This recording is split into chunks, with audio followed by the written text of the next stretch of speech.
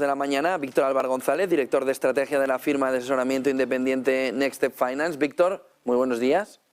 ¿Qué tal? Muy buenos días, ¿cómo estáis? Bueno, vimos ayer el yin y hoy hemos visto el yang. Economía alemana ayer contrayéndose 0,2%, hoy sorpresa positiva de Francia, más 0,1%. ¿Cómo va la fotografía macroeconómica europea acercándose a un camino de soft landing o un camino más agresivo de esta inflación?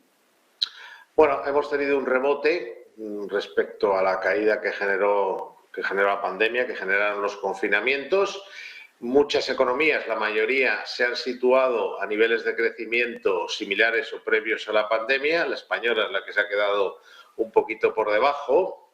Y una vez se han situado ahí, pues lo que van a hacer es crecer de momento de forma muy moderada, en el mejor de los casos, y con riesgo de que entre en un periodo negativo como consecuencia del efecto rebote de las sanciones que ahora se va notando en forma de inflación. No solo, evidentemente, la inflación viene de ese efecto rebote, vino primero como consecuencia de la salida de la pandemia y que el sistema económico no había sido preparado para esa salida, de todo el dinero que se dio, digamos, a ciudadanos, empresas, etcétera. De alguna manera, todo lo que se ha hecho para estimular la economía, para que saliera de ese agujero, eso es la primera fase, y luego una segunda fase, que es el hecho, pues, de haber quitado de en medio al mayor productor de materias primas y gas del mundo, por distintas vías. Uno, en el caso del gas, decisión propia de los rusos; en el caso del resto de materias primas, petróleo incluido, por decisión de Occidente. El caso es que al final esto genera una inflación muy fuerte, como todos desgraciadamente ya sabemos, que tiene toda una serie de consecuencias, principalmente subida de los tipos de interés, y es lo que vamos a ver: crecimiento muy débil o recesión, porque ya lo estamos viendo, las cifras de inflación también, que recientes, nos muestran claramente que el BCE va a estar muy agresivo, porque además tiene miedo de ser culpado de esta situación, que no es exactamente culpa suya, es culpa suya llegar tarde, pero no que haya inflación. Pero bueno, hay que cubrirse las espaldas, lo van a hacer, eso supondrá incluso subidas mayores de las esperadas en los tipos de interés, y cualquiera que tenga dos ojos verá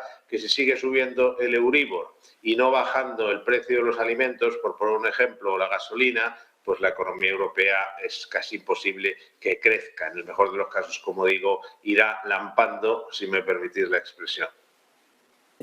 Está preguntándose gran parte del mercado, Víctor, hasta qué punto supone una amenaza o un factor favorable la reapertura de China, del gigante asiático. Viendo los datos de PMI de hoy, viendo los datos también que conocimos en la jornada de ayer de cómo va evolucionando la economía china, hay miedo por el lado inflacionario, pero hay una parte muy positiva de recuperación económica. ¿Puede ser otro factor más que nos acerque a esta inflación, o tiene un fenómeno puramente inflacionario la reapertura china, Víctor?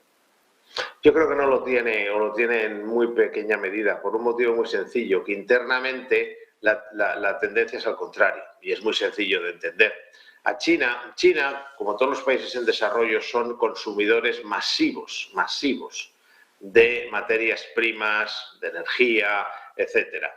Y si hay alguien que se beneficia de la situación actual de las sanciones, es China, que no las aplica, y va a ser el que compre a precio de saldo todas las materias primas, todo el petróleo, todo el gas que pueda, porque eso es más complicado, pero materias primas, petróleo, va a comprarlo todo a precio de saldo en Rusia. Se lo van a vender los rusos directamente a precios, pues eso, los que da el tener la sartén por el mango, y el mango también, que es lo que tiene China sobre Rusia. Por lo tanto, me parece difícil que, si en el origen, en los precios de la producción chinos, no se produce inflación, incluso podría ocurrir justo lo contrario, porque, insisto, todo les sale al contrario que nosotros. A ellos les sale mucho más barato como consecuencia de las sanciones, porque Rusia no tiene, bueno, sí tiene dónde vender, porque están saltándoselas, pero evidentemente lo más fácil para ellos es venderles barato a China. Entonces, en la medida, y lo que hay que vigilar son los precios de la producción en China, pero yo entiendo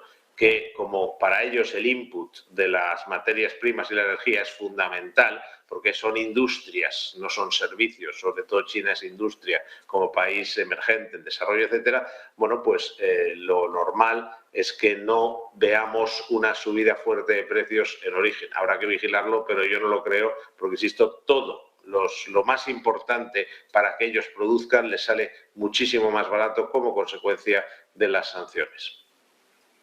Cuando se habla de un asesor financiero, Víctor, y cuando en este contexto se dice que ese asesor financiero es independiente, como es vuestro caso, ¿a qué se estaría o a qué debería referirse para que el inversor, para que ese usuario final entienda en qué tablero de ajedrez está jugando la partida?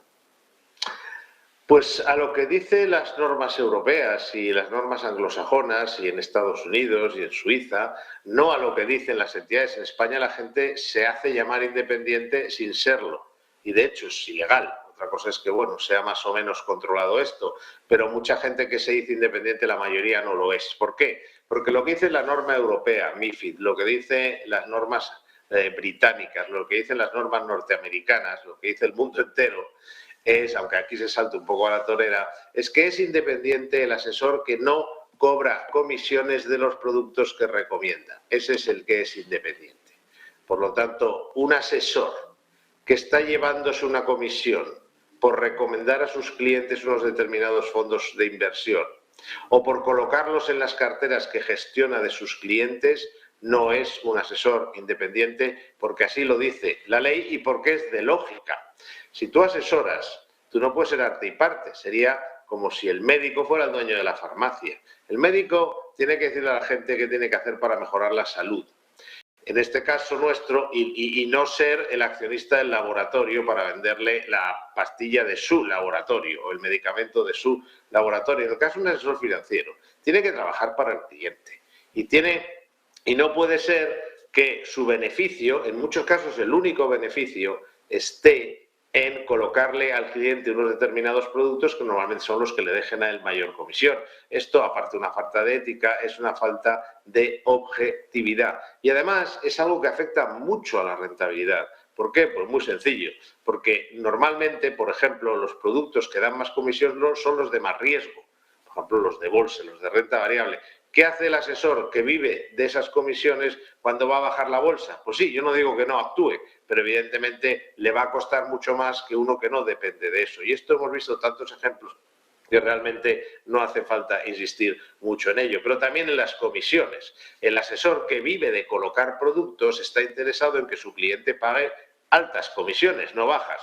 El asesor independiente, y por eso se matiza esto tanto y le importa tanto a la normativa europea, que no haya esos incentivos, esas comisiones, el asesor independiente vive de lo que le paga su cliente. Con el matiz, y muy importante, que en España, al haber digamos, unas diferencias enormes en comisiones, es un país muy ineficiente en ese sentido, es muy fácil que el asesoramiento independiente, desde luego en nuestro caso, pueda salir gratuito, porque como le ahorras mucho dinero al inversor, le ayudas a pagar menos comisiones, le ayudas a elegir productos más baratos, aunque le estés cobrando una comisión, una tarifa por el asesoramiento, al final lo estás compensando porque le estás ahorrando mucho dinero en comisiones. Y esto, de hecho, no solo nosotros, sino en general, es una virtud del asesoramiento independiente. No solo es más objetivo, sino que además suele salir incluso más barato. La clave fundamental, entonces, Víctor, por lo que intuyo, de beneficio al cliente, es sobre todo vía precio, vía ahorro a la hora de ese asesoramiento, ¿no? Y rentabilidad. Bueno, la clave objetivamente, la que sin duda es así, es que se le ahorra dinero al cliente en comisiones y que al final, aunque tú le estés cobrando directamente al cliente, pongamos 180, 120, 150 euros al año, 200, 300, me da igual, dentro de unas cifras razonables, tú luego le vas a ahorrar mucho dinero porque si está pagando en comisiones a lo mejor el 1,5%, el 1,20% de media, si le bajas esa factura de comisiones al 1%, pues evidentemente ya ha cubierto toda esa, digamos, ese coste. Pero yo insisto en el de la rentabilidad.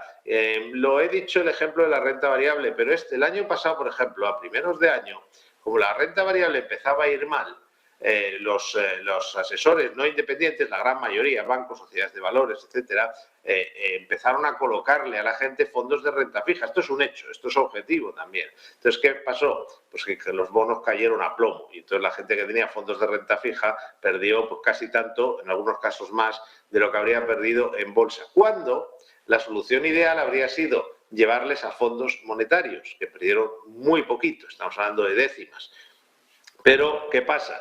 Que un fondo monetario no deja comisión, deja una comisión bajísima. Por lo tanto, en la práctica, el tema de la rentabilidad, de cómo afecta la falta de independencia a la rentabilidad y cómo afecta la independencia a una mejor rentabilidad, no es baladí, porque, insisto, al final hay veces en las que hay que recomendar el producto más barato y encima es el más rentable, cosa que no va a ocurrir en muchos casos si el asesoramiento no es independiente, porque eso en una situación extrema. Si a la gente, Dios no lo quiera, ocurre lo que has mencionado de Taiwán, y lo suyo es pasar todo a fondos monetarios o a la cuenta corriente. Es un ejemplo, probablemente no fuera lo ideal, habría otras opciones, pero imagínate que fuera esta.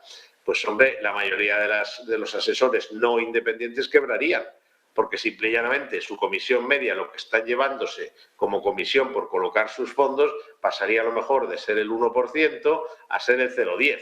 Y evidentemente una cuenta de resultados que solo depende de eso no está preparada. Muchísimas gracias, Víctor Álvaro González, director de estrategia de la firma de asesoramiento independiente Next Step Finance. Buen día y buen negocio, Víctor. Muchas gracias a vosotros, que tengáis un buen día. 9:40.